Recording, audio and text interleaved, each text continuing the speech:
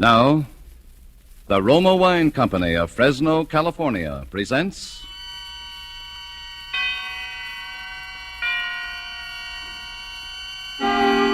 Suspense. Tonight, Roma Wines bring you from Hollywood Miss Bonita Granville as star in Bank Holiday, a suspense play produced, edited, and directed by William Spear. Suspense is presented for your enjoyment by Roma Wines. That's R-O-M-A, Roma Wines. Those excellent California wines that can add so much pleasantness to the way you live, to your happiness in entertaining guests, to your enjoyment of everyday meals. Yes, right now a glassful would be very pleasant as Roma Wines bring you a remarkable tale of suspense. And with Bank Holiday and with the performance of Bonita Granville, Roma Wines hope indeed to keep you in suspense.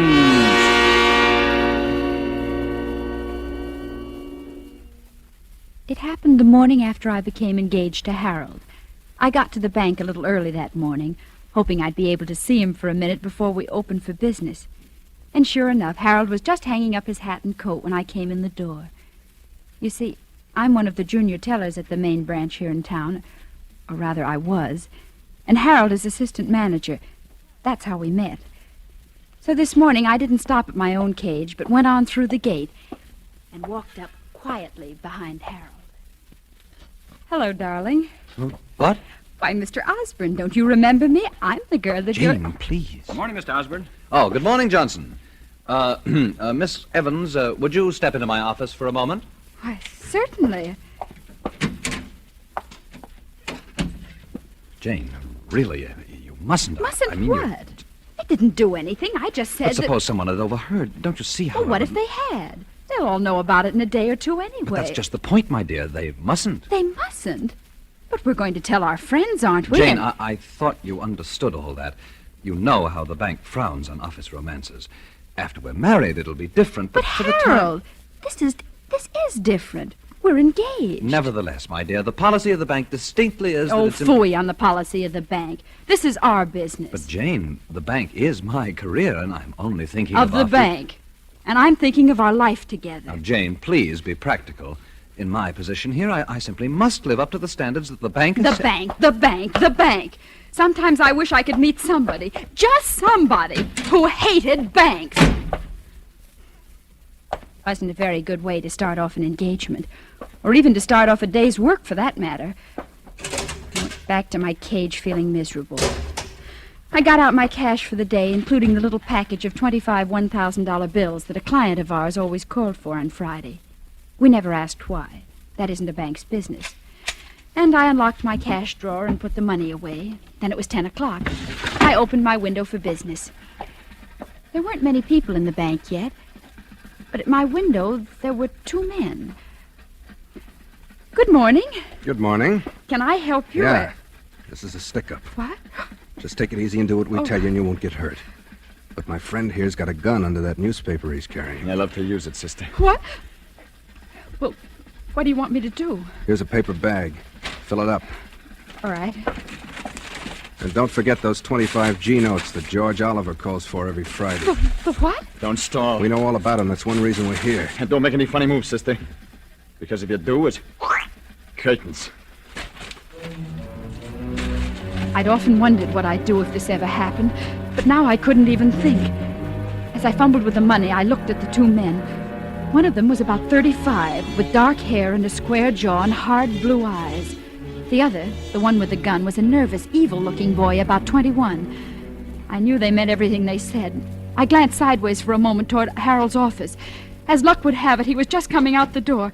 He must have seen that something was wrong because he started over to my window. Come on, sister, snap into it. I'm trying to hurry. Who's that coming over here? It's Mr. Osborne, the manager. All right. Just don't try to make any bright conversation. I'll do the talking. All right. Is there anything I can do here, Miss Evans? Yes.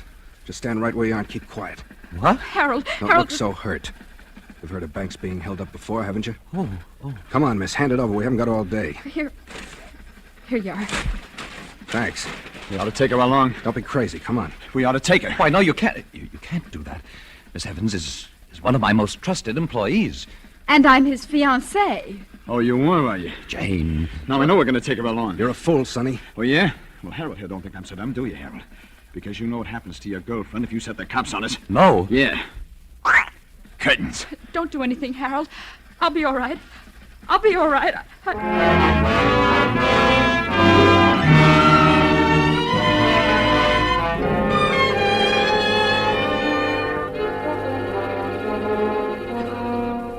For suspense, Roma Wines are bringing you a star, Bonita Granville, whom you have heard in the first act of Bank Holiday by Robert Richards, which is Roma Wines' presentation tonight of Suspense.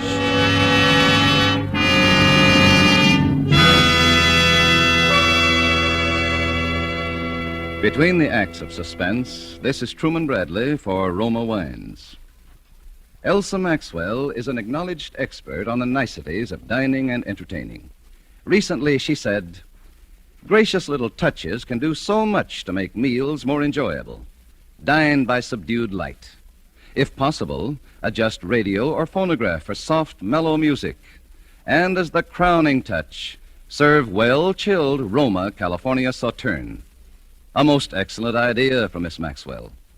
Good Roma Sauterne is pale gold, delightful in bouquet, and even more important, exquisite in taste.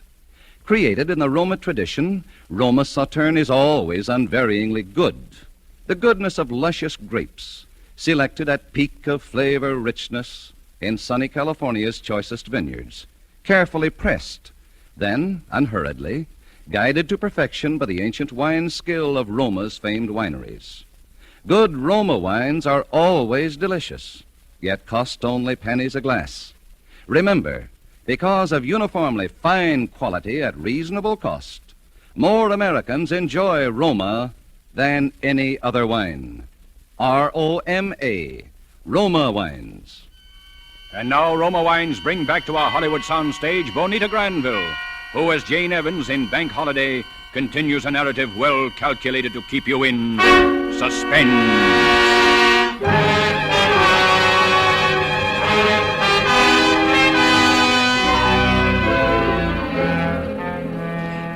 Why would I tell a couple of bandits who came in to hold up the bank that I was engaged to Harold, particularly when Harold was the manager of the bank?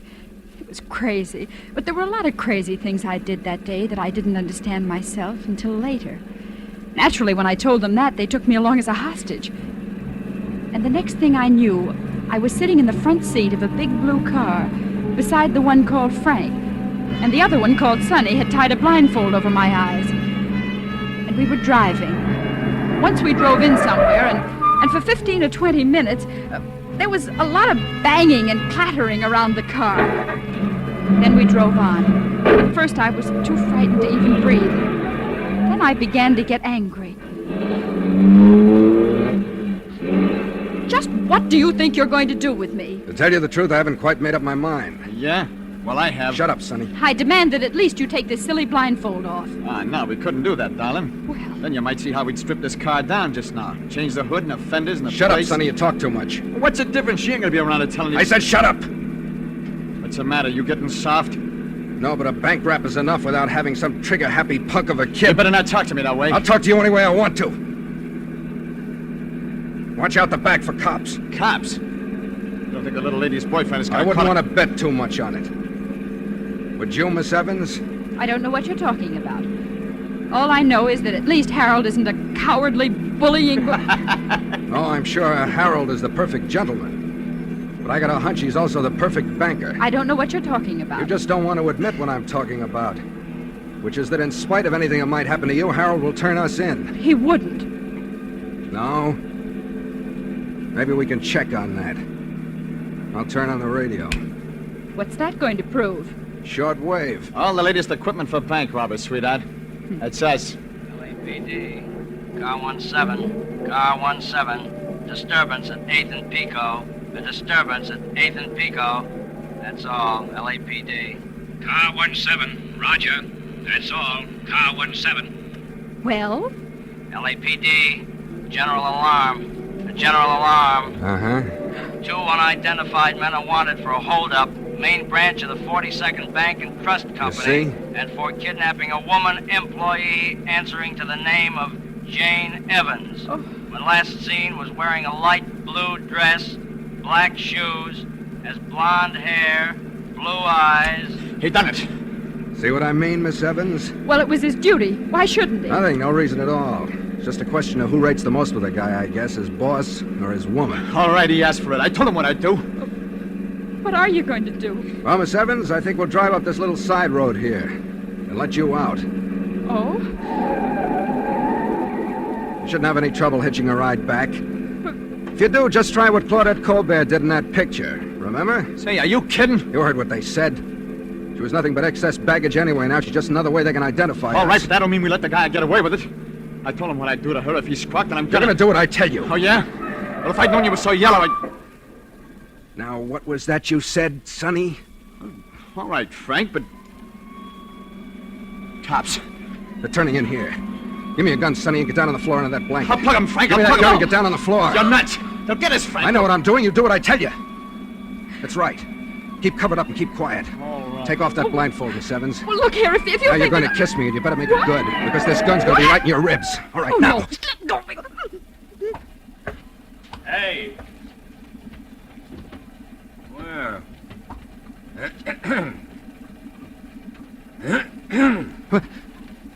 Oh, you kind of startled me, officer. What are you doing here? Well, if you must know, I'm getting engaged. Is there anything wrong with that? Let me see your license. We haven't got the license yet, Your but we're... driver's license. Oh, sure. What's the matter? Just let me see your license. Here you are. You looking for somebody? Just a couple of guys who held up a bank and kidnapped a girl. Is that right? Your young lady got any identification? Well, Go on, tell him, honey. You see, we left town in sort of a hurry. You might call it a sort of elopement. Oh, sort of elopement, huh? Yes. Well, I guess you're all right. But you know you shouldn't be parking in here in the broad daylight like this. Yeah, but you know how it is. Sure. I know how it is. You can come up for air now, Sonny. They're leaving. Are you sure? Yeah. Well, Miss Evans, I'm afraid that under the circumstances you'll have to put up with our company a little longer. It wasn't as bad as all that, was it? Well, was it? She slaps him right in the voice. Does that answer your question? Yeah. I guess it does. That was crazy, too. Here I was, my life completely in this big ape's hands, and I had to slap his face. I knew I'd made him angry, and what was even more dangerous, I'd hurt his pride. But there was nothing to do about it now. For a long time, we just drove along, and nobody said anything. We were crossing a stretch of desert, heading toward a mountain range, and had just passed through a little town. I saw the car pull out of a side road as we flashed by, but neither of the two men did. And all of a sudden, my mind began to race, thinking that maybe now was coming my chance to escape, wondering what I could do, and then my blood ran cold again. The way they were talking. Still heading for the same place, Frank? Yeah, Mom place? that's right. What about Miss Spitfire here? I'll take care of that when the time comes. She knows too much. That's right. Hey, if I thought you was getting soft, Frank, What would you do? well, you know what we gotta do, don't you? Yeah? Where? Not right out here in the open desert. That's a cinch. The mountains? Yeah, maybe the mountains. Maybe. There better not be no maybe. Cops again. Look right behind us. Yeah.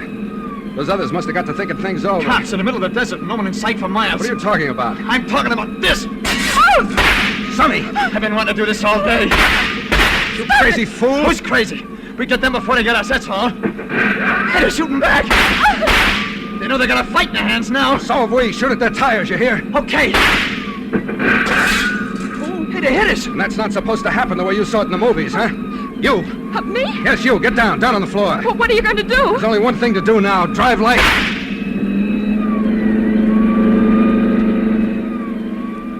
First, I wasn't afraid at all.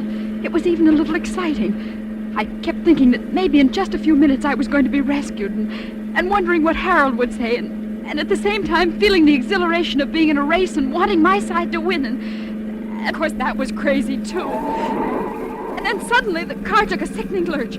I scrambled up onto the seat again. We were out of the desert now, climbing a long, winding hill that twisted up toward the mountain. The police car was falling behind, but it was still following us.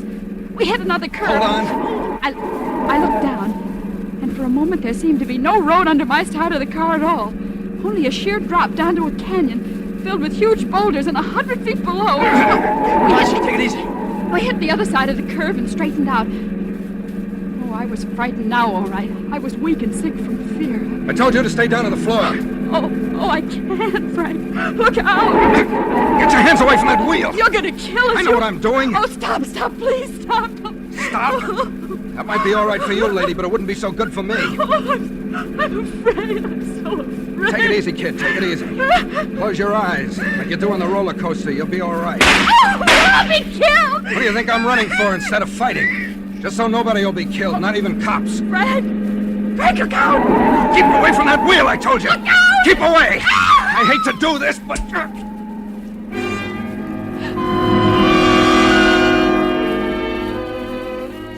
I saw his fist rush toward the point of my jaw, and that was all. When I woke up, it was mid-afternoon, and I was lying on a bed in a bare little room of what was obviously a mountain cabin. Through the one window, all I could see was the jumble of rocks and boulders piled up against the mountainside. I felt my chin. It was sore, and there was a little bruise on it, but aside from that, I seemed to be all in one piece. Then suddenly I heard voices. They were coming from the next room through the crack of a door left an inch or two ajar. I crept over and listened. Don't worry, I'll handle it. Okay. Right? Yeah, sure. Now go on down in the tower, get some grub like I told you. Okay, Frank. Are you sure you don't want me to? No. Get going. Okay, Frank. I stood there by the door, frozen with fear. I didn't need to hear any more to know what they'd been talking about. For a second, I thought of escape. I looked wildly over toward the window. Oh! Been listening, huh? Yes. How do you feel? All right. Oh, I'm glad to see you're up and around. Why? Because it's against your principles to kill women who are unconscious? There's a path down the backside of the mountain that leads into the main highway. It's 4 or 5 miles long and pretty rugged, but you ought to be able to make it before dark if you hurry. Oh. Does that answer your question? Yes. I guess it does. Better get going. How do you know I won't... Because you're going to promise me not to. Aren't you? Yes. All you have to say is that I slugged you, and that's all you remember until you woke up by the side of the road. We'll be out of here and over the border by morning anyway. What about Sonny? I can handle Sonny. Well, I guess I do owe you something after all. Me? What? My life. That plays strictly for me. I just don't want that punk kid with his movie idea, Cops and Robbers, to be hanging a murder rap on us, that's all. You're a strange man to be A crook? Listen. There are just two kinds of guys in the world, right guys and wrong guys. And the wrong kind can be the usual bum with a gun in his hand, or he can be a pillar of society that sits all day behind a big shiny desk. He can be kind to his mother and nice to little kids and have a lot of fancy excuses and reasons he gives himself. Or just no reasons at all, like me. But a wrong guy is still a wrong guy. He's no good. well, thanks anyway. You better get going now. By the way, I'm sorry I hit you. That's all right. I guess I had it coming. I'm sorry I let you get into this mess in the first place, but But what? that kiss. I meant that. Did you? Yeah. Frank, so did I. Jane. Frank! They must have trailed us here after all. Frank, the cops! Yeah. I saw him down ahead of me on the turn of the road. I just had time to turn around and get back. You still got the dame, huh? Yeah. I was hoping you hadn't done nothing yet. She's about the only ace we got left. Take the south window, I'll take the west one. Yeah. Don't try to go knocking them off. It'll only make it worse. Just keep them covered so they can't rush us. Oh, yeah? But if I got a clean shot at one of them... You do what I tell you. Can you see them? Sure. They're down behind the big rocks. That's as far as they can get. That's as far as they could get even if they had an army. Until it gets dark. All right, we can turn the car headlights on them. Then only shoot them out. We can hold them, Frank. We got enough ammunition to But hold you can't eat ammunition. Maybe they can't get up, but we can't get down either. We can't stay here forever. Well, they ain't gonna take me alive. They'll never take me alive as Stop long it, as will I you? Try using your head for a change. What? The phone. Yeah, Frank, what could that be? I don't know. The boys seem to have stopped the artillery barrage, too. Don't answer it. What's the difference? You don't think we're going to kid anybody that we're not home, do you? Yeah? Oh, yeah. Uh-huh. Yeah, she's here. Hmm? Sure, she's all right. Frank, who is it? It's your boyfriend, Harold. Harold? He came with the cops. He's on the Forest Ranger's emergency call box just down the road. Let me talk to him. You worried about him? No, it isn't that. But let me talk to him. Sure, go ahead. Harold? Oh, yes, so am I. Oh, no, nothing like that. They've been quite all right. Yes, of course they are. No, there's nothing to prevent them from killing me any time they want to. Listen, Harold, all you care about is getting the money back. And me, isn't it? Yes, I know. All right, wait a minute. Frank, you said you were near the border. How long would it take you to get there? Couple of hours, one would put us in the clear. Would you give them back the money and me? Will the cops go for a deal like that? They got to. Harold, what's getting dark got to do with it? Well, of course you can't storm the place and expect to find me alive. Now listen, they'll give back the money. Yes, I'll bring it down myself. But you've got to give them an hour's start. Oh, well, you can just say that they rescued me and the money, but the men got away. Oh, no, Harold, nothing like that. No, you've got to promise me, Harold, on your word of honor, your solemn word of honor. All right? They'll do it. Okay. Are you nuts? It's our only chance. Harold? All right? Yes. I'm coming down now. Yeah, but if she goes She's back... going. The dough's still in the paper bag. It's on the table. Frank. Get going. All right. Goodbye. Goodbye. Harold, just so you don't have an idea you're getting away with anything, I think you're a dirty liar.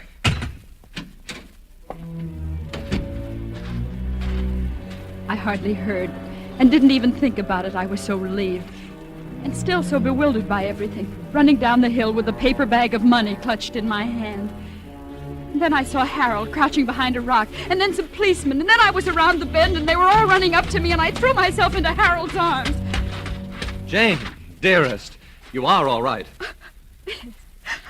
I'm all right, Harold. Here's the money. Oh, well, yes. Yes, it's all here. All right, officer. Okay, Chuck. Let him go. Come, my dear. Harold, what is that? Tear gas. Tear gas. Oh, it's quite harmless, really. And... But Harold, tell them what we promised. Oh, I'm afraid of it. It's out of our hands now, my dear. Harold, you promised.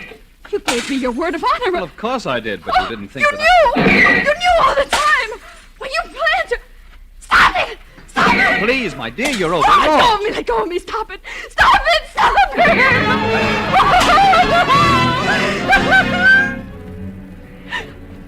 I tried to run back, but they held me.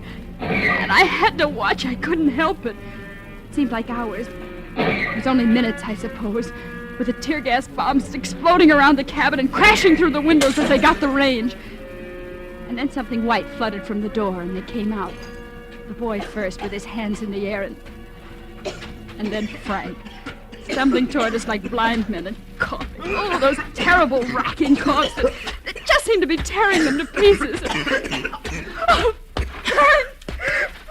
All right, come on. Hello. Oh, Frank, I didn't know. I swear I didn't know. I know, I did, though.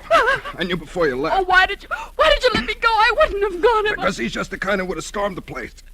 Maybe I couldn't have handled Sonny then. I'll help you. I'll do anything, everything I can, anything. Skip it. Just take some advice, will you? Next time, be sure it's a right guy.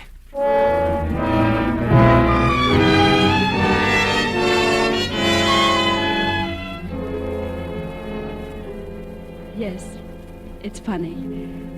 It's like he said. People can be honest and dishonest in so many different ways. I got to the bank early the next morning, too. Harold was already there waiting for me. Hello, darling. Hello? I'm so glad you're here early. There are some things I wanted to talk over with you. You know, you're quite the heroine now. Am I? Oh, yes. And you know, I've been thinking, perhaps I was a little too conscientious yesterday, about our marriage, I mean. I think perhaps you were right after all. We ought to tell... Harold, about our marriage. Yes? There isn't going to be any marriage. Isn't going to be any? I found out something about a girl getting married, Harold. Marriage is something you do second. Do second? Yes. First, you find the right guy.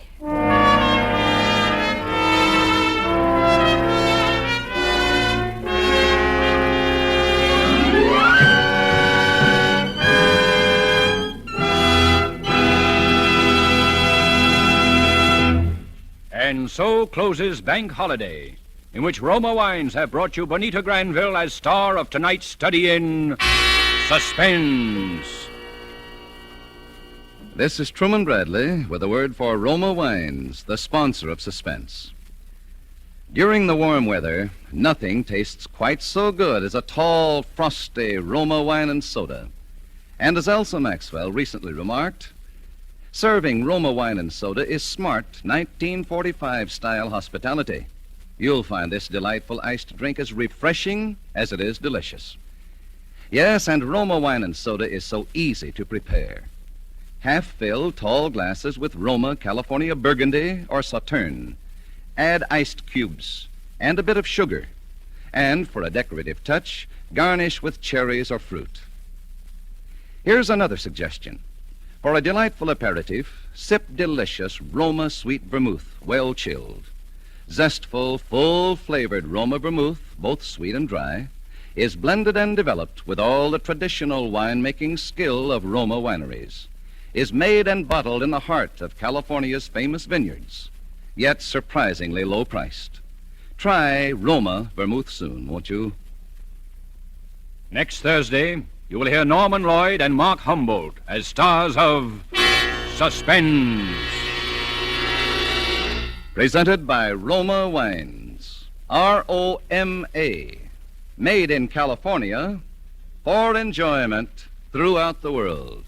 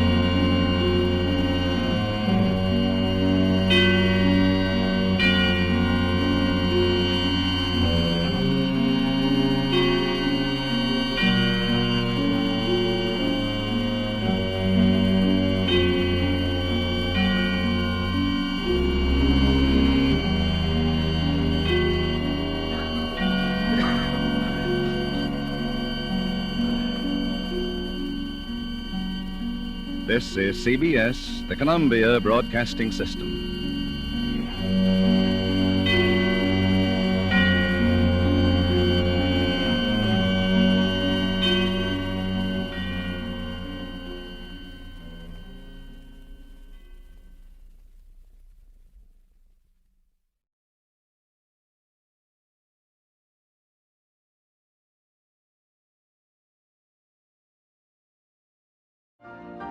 You've been listening to the OTR Gold Network. Find more classic radio at otrgold.com.